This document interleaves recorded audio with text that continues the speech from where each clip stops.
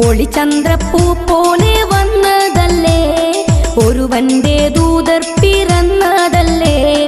മക്കത്തെ മുഖ്യ ഖുറൈശി വീട്ടിൽ മഹ്മൂദ ത്വാഹ ജനിച്ചതല്ലേ.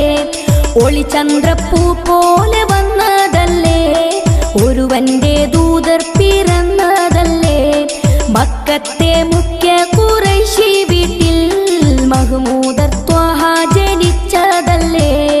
യാ നബി സലാം, യാ റസൂൽ സലാം, ഹാത്തിമുൻ നബി അവരില്ലായിരം സലാം. യാ നബി സലാം, യാ റസൂൽ സലാം, ഹാത്തിമുൻ നബി അവരില്ലായിരം സലാം. ഒളിചന്ദ്രപ്പൂ പോലെ വന്നതല്ലേ, ഒരുവന്റെ ദൂതർ പിറന്നതല്ലേ. മക്കത്തെ മുഖ്യ